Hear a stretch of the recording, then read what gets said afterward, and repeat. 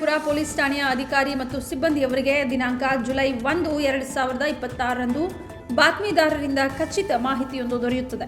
ಮಾಹಿತಿಯಲ್ಲಿ Byatarayanapura police ಠಾಣಾ ವ್ಯಾಪ್ತಿಯ ಮೈಸೂರು ರಸ್ತೆಯ ಸ್ಯಾಟಲೈಟ್ ಬಸ್ ನಿಲ್ದಾಣ ಪಾರ್ಕಿಂಗ್ ಸ್ಥಳದ ಬಳಿ ಅಪರಿಚಿತ ವ್ಯಕ್ತಿಯೋರ್ವ ಅಕ್ರಮವಾಗಿ ವಿವಿಧ ಬಗೆಯ ಮಾರಕಾಸ್ತ್ರಗಳನ್ನು ಮಾರಾಟ ಮಾಡುವ ಉದ್ದೇಶದಿಂದ ನಿಂತಿರುತ್ತಾನೆಂದು ತಿಳಿಸಿರುತ್ತಾರೆ.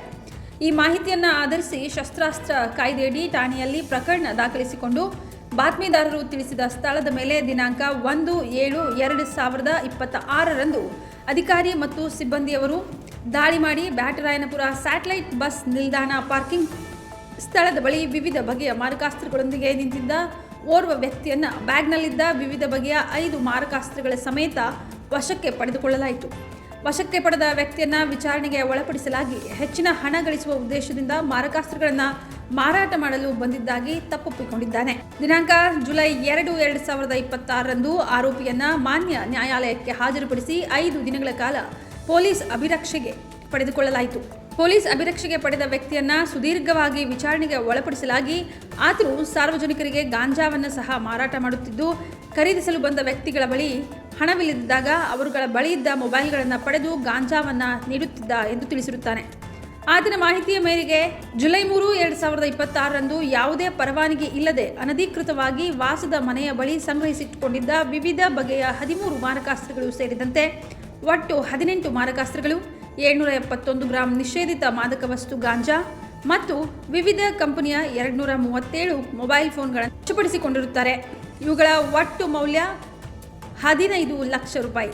ದಿನಾಂಕ 6 ಜುಲೈ 2026 ಆರೋಪಿಯನ್ನು ಮಾನ್ಯ ನ್ಯಾಯಾಲಯಕ್ಕೆ ಹಾಜರುಪಡಿಸಿದ್ದು, ಮಾನ್ಯ ನ್ಯಾಯಾಲಯವು ಆರೋಪಿಯನ್ನು ನ್ಯಾಯಾಂಗ ಬಂಧನಕ್ಕೆ ಒಳಪಡಿಸಿರುತ್ತಾರೆ. ಈ ಕಾರ್ಯಾಚರಣೆಯನ್ನು ಪಶ್ಚಿಮ ಉಪವಿಭಾಗ ಪೊಲೀಸ್ ಆಯುಕ್ತರಾದ ಶ್ರೀ ಯತೀಶ್ ಎನ್ IPS ರವರ ಮಾರ್ಗದರ್ಶನದಲ್ಲಿ ಬ್ಯಾಟರಾಯನಪುರ ಉಪವಿಭಾಗದ ಸಹಾಯಕ ಪೊಲೀಸ್ ಆಯುಕ್ತರಾದ ಶ್ರೀ ಉದಯ್ ಭಾಸ್ಕರ್ GV ರವರ ನೇತೃತ್ವ ಹಾಗೂ ಬ್ಯಾಟರಾಯನಪುರ ಪೊಲೀಸ್ ಠಾಣೆಯ police inspector Shri Venkatesh HS ಮತ್ತು ಇತರೆ ಅಧಿಕಾರಿಗಳು ಸಿಬ್ಬಂದಿ ತಂಡ ಪ್ರಕರಣ ಭೇದಿಸುವಲ್ಲಿ ಯಶಸ್ವಿಯಾಗಿದ್ದಾರೆ. ಇನ್ನೊಂದು ಪ್ರಕರಣದಲ್ಲಿ Baitanpura police station west division limits ಅಲ್ಲಿ DCP ವೆಸ್ಟ್ ಮತ್ತೆ ಅವ್ರದ್ದು ಎಲ್ಲ ಸ್ಟಾಫ್ ಫೋರ್ಸ್ ಸೇರಿ ಬಹಳ ಒಳ್ಳೆ ಕೆಲಸ ಮಾಡಿ ಒಬ್ಬ ಆರೋಪಿ ಅವ್ರ ಕಡೆಯಿಂದ 18 ವೆಪನ್ಸ್ ಮತ್ತೆ 700 ಗ್ರಾಮ್ಸ್ ಆಟ್ ಗಾಂಜಾ ಮತ್ತೆ 237 ಮೊಬೈಲ್ ಫೋನ್ಸ್. ಇದು ಬಹಳ ಒಂದು ಸೀರಿಯಸ್ ಇಶ್ಯೂ ಇದೆ, ಯಾಕೆಂದ್ರೆ ಅಷ್ಟು ಮೊಬೈಲ್ ಫೋನ್ ಇವ್ರ ಹತ್ರ ಸಿಕ್ಕಿದೆ. ಅದ್ರ ಬಗ್ಗೆ DCP ವೆಸ್ಟ್ ಅವರು ಬೇರೆ ಬೇರೆ ಟೀಮ್ಸ್ ಫಾರ್ಮ್ ಮಾಡಿ ಆ ಇಷ್ಟು ಮೊಬೈಲ್ಸ್ ಅವ್ರ ಹತ್ರ ಎಲ್ಲಿಂದ ಬಂತು, ಬ್ರದರ್ ಅವರು ಕಳ್ಳತನದಿದೆ ಅಥವಾ ಏನು, ಯಾಕೆ ಇಷ್ಟು ಮೊಬೈಲ್ ಮತ್ತೆ ಇಷ್ಟು ವೆಪನ್ಸ್ ಇತ್ತು ಇವ್ರ ಹತ್ರ, ಅದೆಲ್ಲ ತನಿಖೆ ನಡೀತಾ ಇದೆ. ಆದ್ರೆ ಇವ್ರದ್ದು ಹಳೆ ರೆಕಾರ್ಡ್ ಕೂಡ ಇದೆ, ಪ್ಲಸ್ ಇವ್ರ ಫ್ಯಾಮಿಲಿಯಲ್ಲಿ ಕೂಡ ಕೆಲವರು ಇಂಥದ್ದು ಶಾಮೀಲಾಗಿದೆ. ಇದು ಇನ್ನೂ ಡಿಟೇಲ್ ಇನ್ವೆಸ್ಟಿಗೇಷನ್ ಇದರಲ್ಲಿ ಬೇಕು.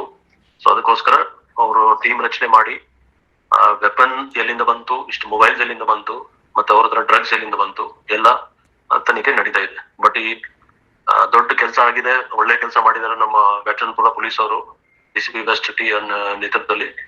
So it has prevented many crimes, so they deserve appreciation.